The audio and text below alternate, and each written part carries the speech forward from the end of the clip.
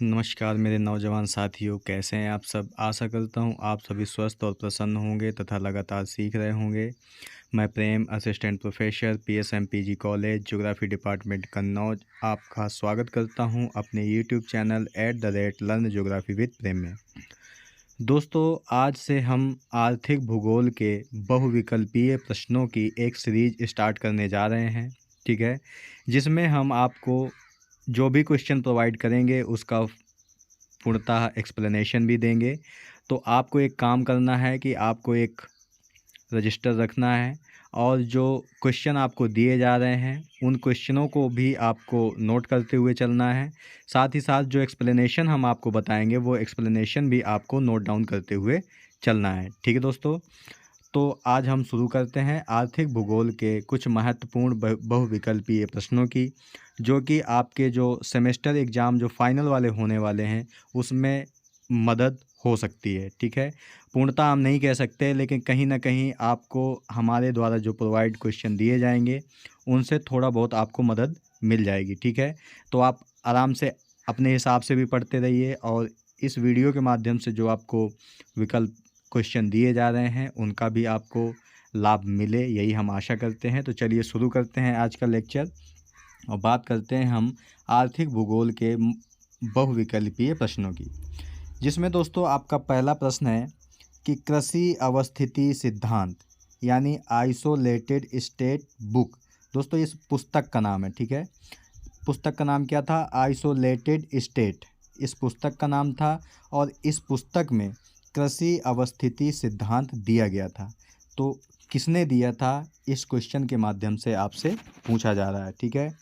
Alfred weber, क्रिस्टॉलर, विटेल्सी, वान Thünen महोदय, ये चार नाम आपके सामने दिए गए हैं और इसका जो सही आंसर है दोस्तों वो है डी नंबर। वान थ्यूनेन महोदय ने कृषि अवस्थिति सिद्धांत आइसोलेटेड स्टेट पुस्तक में दिया था। और ये कब दिया था? 1826 में दिया था, ठीक है। वान थ्यूनेन थे कहाँ के? तो ये जर्मनी के अर्थशास्त्री थे, अर्थशास्त्री थे, ठीक है। तो दोस्तों आपको ये एक्सप्लेनेशन भी नोट डाउन करते हुए चलना है और जहाँ से भी आप हल कर रहे होंगे क्वेश्चन, अगर आपको कृषि अवस्थिति सिद्धांत से संबंधित या वान थ्यूनेन से संबंधित कोई प्रश्न आपको मिलता है या नया फैक्ट आपको मिलता है तो आपको एक ही जगह पर नोट डाउन उसे करते हुए चलना चाहिए। इससे आपको रिवीजन करने में भी आसानी होगी, ठीक है। तो इसका जो सही आंसर है वो डी नंबर है। अगर हम वेबर की बात करें तो इन्होंने 1909 में उद्योग की अवस्थिति से संबंधित परिवहन न्यूनतम लागत सिद्धांत प्रतिपादित किया था। क्रिस्टालर महोदय की बात करें तो ये भी दोस्तों जर्मनी के थे, ठीक है। और विटेल्सी की बात करें तो विटेल्सी महोदय ने 1936 में विश्व को 13 कृषि प्रदेशों में विभाजित किया था, ठीक है।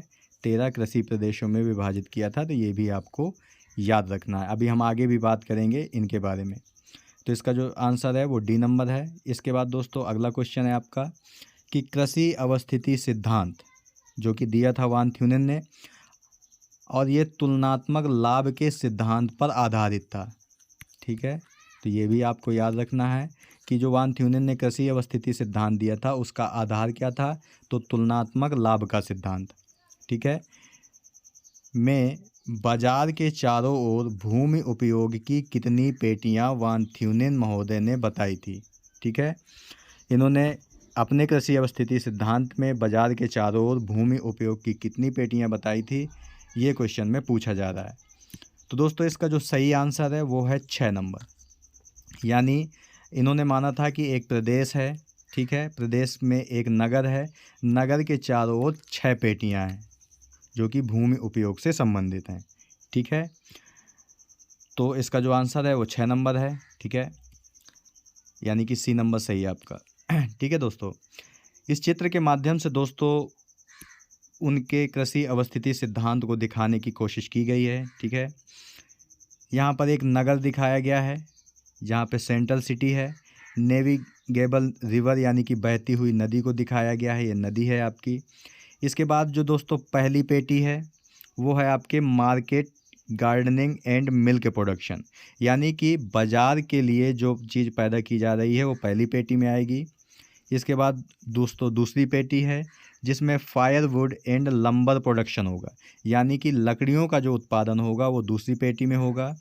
इसके बाद जो तीसरी पेटी है, तीसरी पेटी में क्रॉप फार्मिंग विदाउट फैलो, यानी दोस्तों यहाँ पर गेहूं और चावल की खेती की जाएगी। ठीक है, तो ये आपको याद रखना है। चौथी पेटी में क्रॉप फार्मिंग यानी कि गेहूं और चावल तो उगाया ही जाएगा, साथ ही साथ पशुपालन भी किया जाएगा। ठीक है, इसके बाद है पांचवी पेटी, इसमें 3 फील्ड सिस्टम है। 3 फील्ड सिस्टम का मतलब इसमें गेहूं और चावल भी उगाया जाएगा, पशुपालन भी किया जाएगा और साथ ही साथ परती भूमि भी छोड़ी जाएगी, यानी कि जो बेकार भूमि होती है उसे भी छोड़ा जाएगा। और जो छठवीं पेटी है आपकी दोस्तों, यहाँ पर लाइव स्टॉक, यानी दोस्तों यहाँ पर केवल और केवल पशुपालन होगा। ठीक है, तो दोस्तों इनमें थोड़ा थोड़ा डिफरेंस है और ये डिफरेंस आपको याद रखना है। ठीक है, यहाँ पे हम फिर बता दें कि पहली पेटी में बाज़ार के लिए उत्पादन होगा जैसे कि मिल्क प्रोडक्शन, दूसरी में लकड़ी का उत्पादन होगा, तीसरी में केवल कृषि होगी, पशुपालन और परती भूमि नहीं छोड़ी जाएगी, चौथी में कृषि भी होगी और पशुपालन भी होगा, तीसरी में कृषि भी होगी, पशुपालन भी होगा और साथ ही साथ परती भूमि भी छोड़ी जाएगी, और छठवीं पेटी में केवल और केवल दोस्तों पशुपालन ही होगा। ठीक है, आप भी दोस्तों अपने नगर के चारों ओर देख सकते हैं कि जो शहर का सबसे किनारे वाला एरिया होता है वहाँ पर पशुपालन ही होता है। तो ये सब चीज़ें आपको याद रखनी है। ठीक है दोस्तों, इसके बाद अगला क्वेश्चन है दोस्तों कि निम्न में से कौन सी मान्यता का संबंध कृषि अवस्थिति सिद्धांत से है, यानी कि जो भी सिद्धांत आपके दिए जाते हैं वो कुछ मान्यताओं पर आधारित होते हैं। ठीक है, तो वान थ्यूनिन महोदय ने जो कृषि अवस्थिति सिद्धांत दिया था उसमें उन्होंने 2 मान्यताओं को माना था। वो कौन सी मान्यताएं थी, यही आपसे पूछा गया है क्वेश्चन में, कि किसी भी वस्तु के उत्पादन की सघनता में बाजार से बढ़ती दूरी के अनुसार कमी आती है। यानी कहने का मतलब है दोस्तों कि अगर ये बाज़ार है तो इसके आसपास की जो भूमि होती है सबसे ज़्यादा उपयोग इसी भूमि का होगा, और जैसे जैसे हम दूर बढ़ते जाते हैं भूमि उपयोग की सघनता जो है वो कम होती चली जाती है।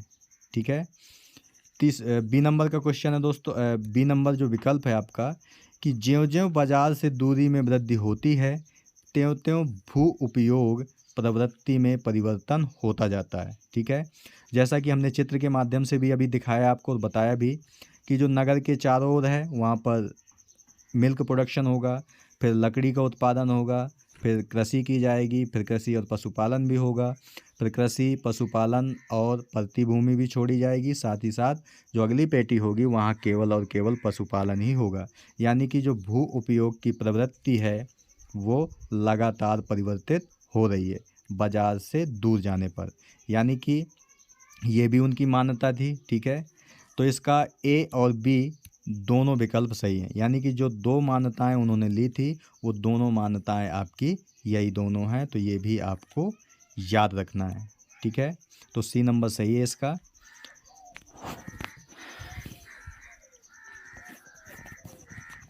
इसके बाद अगला क्वेश्चन है दोस्तों आपका कि भू उपयोग के बारे में सर्वप्रथम के संकेंद्रीय पेटी सिद्धांत देने वाले पहले विद्वान कौन थे।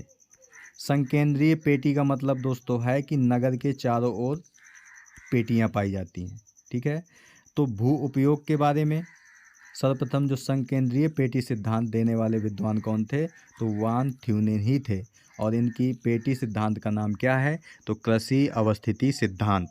ठीक है, यही उनका नाम है, और दिया कब था, तो 1826 में दिया था। किस पुस्तक में, तो आइसोलेटेड स्टेट पुस्तक में दिया था। ठीक है, और 2 मान्यताओं के आधार पर। तो इसका जो दोस्तों सही आंसर है वो है वान थ्यूनेन, यानी भूमि उपयोग के बारे में सर्वप्रथम वान थ्यूनेन महोदय ने ही बताया था। ठीक है, अगर मार्क जेफरसन की बात करें तो इन्होंने प्रमुख नगर यानी कि प्राइमेट सिटी की संकल्पना प्रतिपादित की। अगर क्रिस्टालर की बात करें तो इन्होंने नगर अवस्थिति सिद्धांत दिया था, ठीक है। अगर जीके जिफ की बात करें तो इन्होंने कोटि आकार नियम दिया था, जिसे हम इंग्लिश में रैंक साइज रूल कहते हैं, ठीक है। और वान थ्यूनेन महोदय के बारे में आपको बताया ही कि इन्होंने कृषि अवस्थिति सिद्धांत का प्रतिपादन किया था। तो ऑप्शन नंबर डी आपका सही है, ठीक है। इसके बाद दोस्तों 5वें नंबर का क्वेश्चन है आपका कि वान थ्यूनेन, जिन्होंने 1826 में अपना कृषि अवस्थिति सिद्धांत दिया था, ठीक है। वान थ्यूनेन महोदय ने अपने मॉडल को सिद्ध करने के लिए निम्न में से किस सूत्र को दिया था। यानी उन्होंने अपने मॉडल को, यानी कि जो 6 पेटियां बताई थी, उन्हें सिद्ध करने के लिए उन्होंने एक सूत्र दिया था। तो वो सूत्र आपसे पूछा जा रहा है कि कौन सा सूत्र था। एल बराबर वाई कोष्ठ के अंदर पी माइनस सी फिर माइनस वाई डी एफ। तो दोस्तों ए नंबर ही आपका सही है, ठीक है। यानी कि उन्होंने ये सूत्र दिया था, एल बराबर वाई कोष्ठ के अंदर पी माइनस सी माइनस वाई डी एफ। अब ये है क्या, इसे भी हम देख लेते हैं। तो ऑप्शन ए नंबर आपका सही है। यहाँ पे इस सूत्र को दिया गया है जो उन्होंने दिया है। तो जो एल है वो लोकेशनल रेंट को बता रहा है, ठीक है, यानी कि उत्पादन लागत को बता रहा है, ठीक है। और जो वाई है ये क्षेत्र को बता रहा है, यानी कृषि क्षेत्र को, ठीक है। इसके बाद दोस्तों जो पी नंबर है आपका, पी यानी कि किसे डिनोट कर रहा है, तो market price of the crop, यानी जो फसल का बाजार मूल्य है, पी उसे बता रहा है।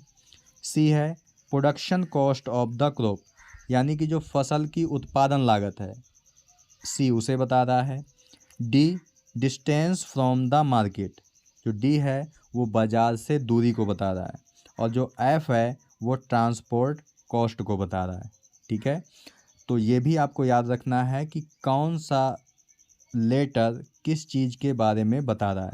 सूत्र तो आपको याद ही रखना है। सूत्र क्या है आपका, एल बराबर वाई कोष्ठ के अंदर पी माइनस सी माइनस वाई डी एफ, ठीक है। तो ये आपको याद रखना है। तो सही आंसर आपका ए नंबर है।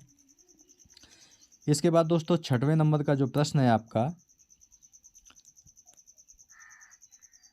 कि निम्न में से किस विद्वान ने औद्योगिक अवस्थिति सिद्धांत, यानी इंडस्ट्रियल लोकेशन थ्योरी, ठीक है, इसी को इसका दूसरा नाम भी है दोस्तों न्यूनतम परिवहन लागत सिद्धांत, जो कि 1909 में दिया गया था, ठीक है। तो आपके 3 फैक्ट तो यहीं से निकल के आ रहे हैं। औद्योगिक अवस्थिति सिद्धांत, इसी का दूसरा नाम न्यूनतम परिवहन लागत सिद्धांत, यानी कि लीस्ट ट्रांसपोर्ट कॉस्ट थ्योरी, ठीक है, लीस्ट ट्रांसपोर्ट कॉस्ट थ्योरी, जो कि 1909 में दी गई थी। किसने प्रतिपादित किया था, ठीक है। तो ये आपसे पूछा जा रहा है। अल्फ्रेड वेबर ने, अल्फ्रेड हेटनर महोदय ने, मार्क जेफरसन ने, या डी विटेल्सी ने। तो इसका दोस्तों जो सही आंसर है वो अल्फ्रेड वेबर है। अल्फ्रेड वेबर महोदय ने उद्योगों की अवस्थिति से संबंधित सिद्धांत का प्रतिपादन किया था, ठीक है, जिसका नाम क्या था, न्यूनतम परिवहन लागत सिद्धांत। यानी कहने का मतलब है इन्होंने बताया था कि उद्योग की स्थापना उस स्थान पर होगी जिसकी परिवहन लागत सबसे कम होगी, ठीक है, सबसे कम होगी। परिवहन लागत जहाँ पर कम होगी उद्योग वहीं पर लगाया जाएगा, ठीक है। ये किसने बताया था, अल्फ्रेड वेबर महोदय ने। कब, 1909 में बताया था। अल्फ्रेड वेबर भी दोस्तों ये भी जर्मनी के ही थे और ये भी अर्थशास्त्री थे, ठीक है। तो ये भी आपको याद रखना है। तो ए नंबर सही है दोस्तों आपका। अगर हम हेटनर की बात करें तो इन्होंने भूगोल को क्षेत्र वर्णनी विज्ञान कहा है, ठीक है।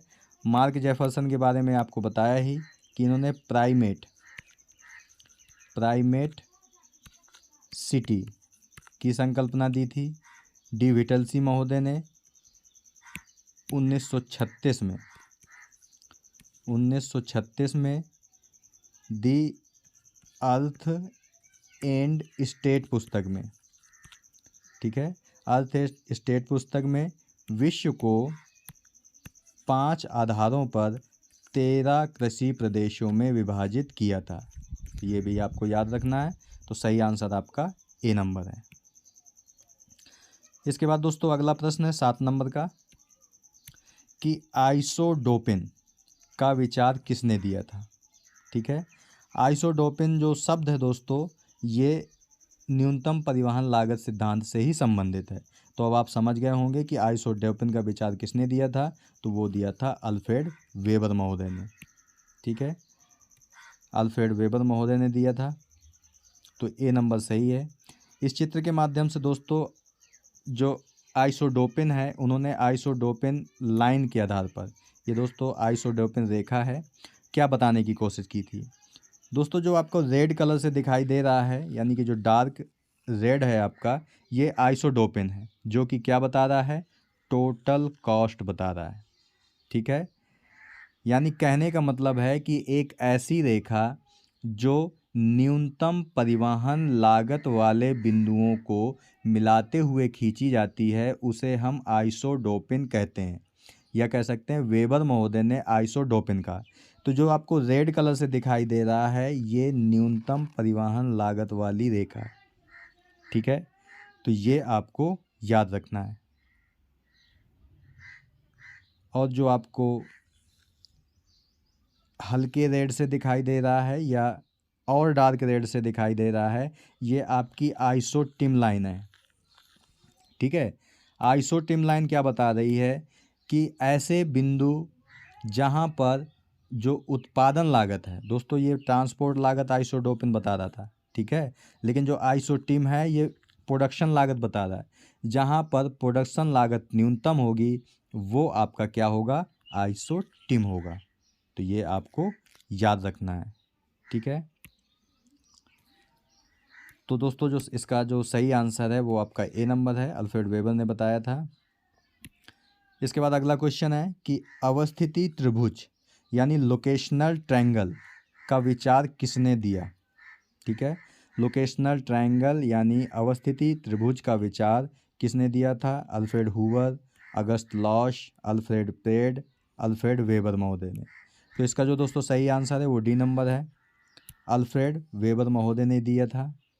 ठीक है दोस्तों, ये जो तीनों नाम आपको दिए गए हैं, ये 3 नाम उद्योगों की स्थापना किस स्थान पर की जाएगी, इन्होंने भी अपने अपने विचार दिए हैं। ठीक है, अल्फ्रेड वेबर महोदय ने व्यवहार के आधार पर बताया।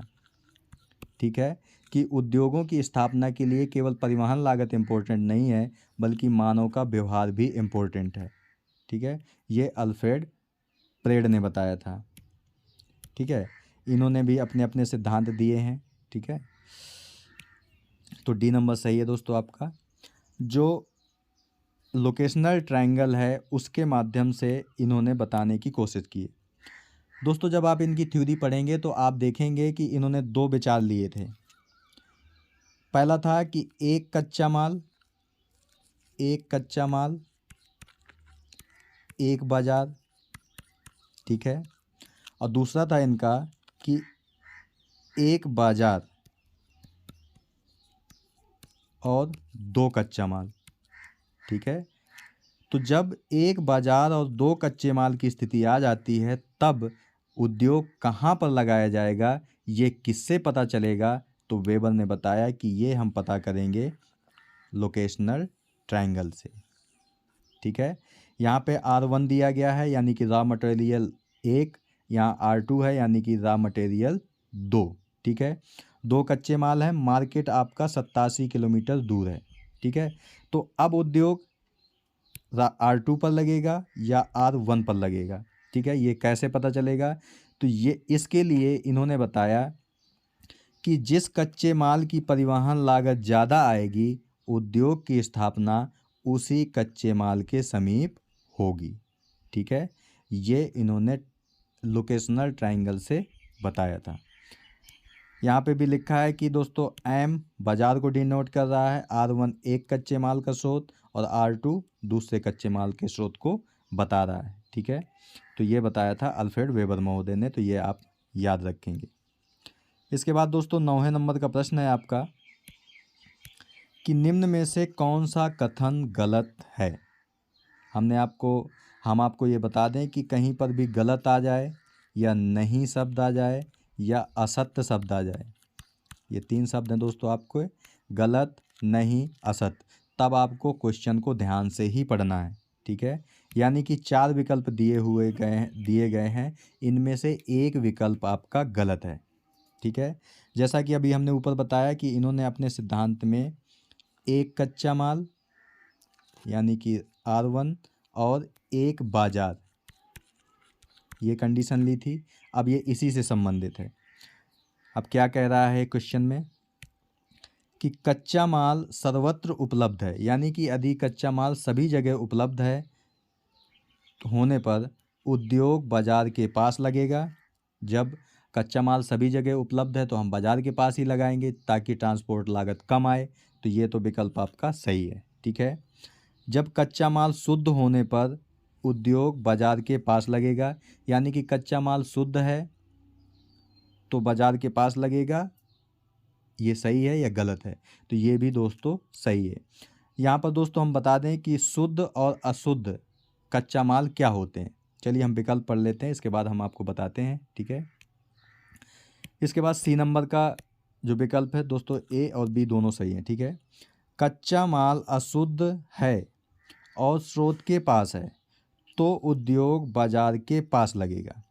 दोस्तों ये विकल्प आपका गलत है, क्योंकि अगर कच्चा माल अशुद्ध है और वो स्रोत के पास है, यानी कि जहाँ से निकाला जा रहा है, तो अगर हम उद्योग को बाज़ार के पास लगाएंगे, मान लीजिए कि स्रोत यहाँ पर है और बाज़ार यहाँ पर है, तो अगर हमने यहाँ पर उद्योग लगा दिया तो यहाँ से कच्चा माल लाने के लिए बाज़ार तक हमारी ट्रांसपोर्ट लागत ज़्यादा होगी, क्योंकि जैसे जैसे दूरी बढ़ती जाती है आपकी परिवहन लागत भी बढ़ती जाती है।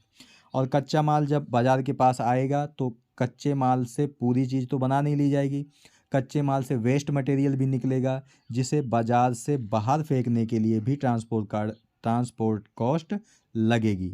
तो इससे क्या होगा कि बाज़ार के पास उद्योग लगाना सही नहीं होगा, ये वेबर महोदय ने बताया था। अर्थात अगर कच्चा माल अशुद्ध है और स्रोत के पास है तो उद्योग बाज़ार के पास नहीं बल्कि कहाँ लगेगा, स्रोत के पास, यानी कि कच्चे माल के पास ही लगेगा। तो ये विकल्प आपका गलत है, ठीक है।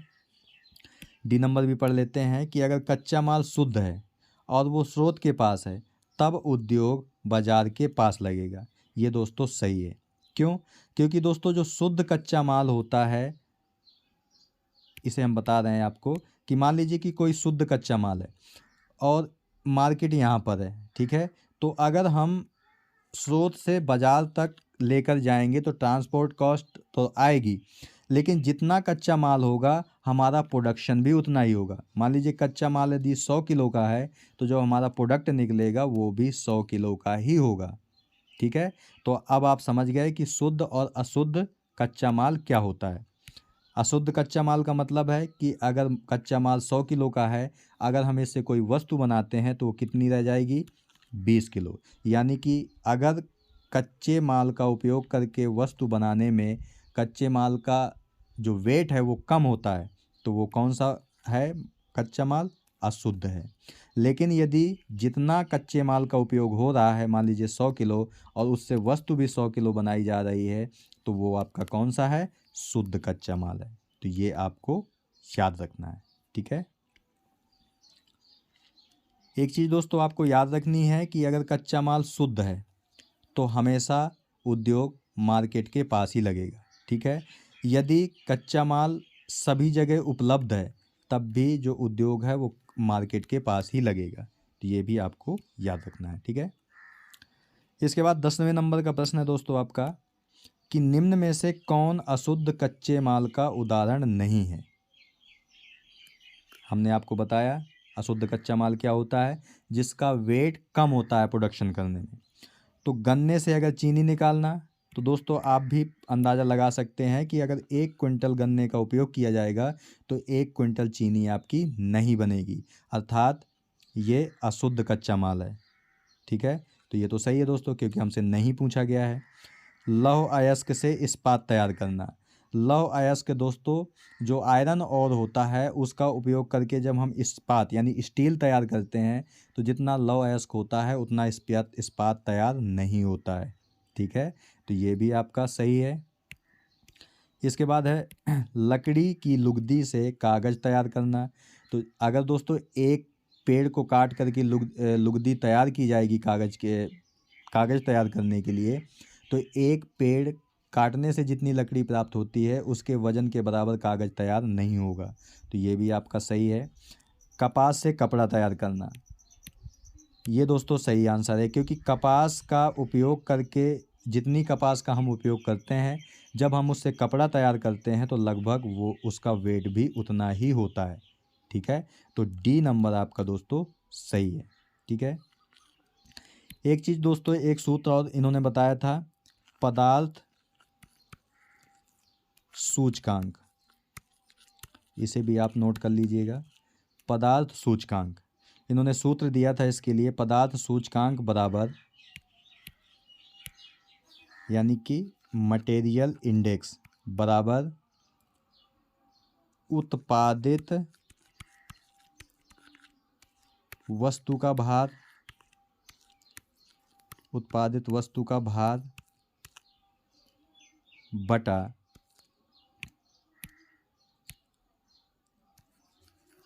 कच्चे माल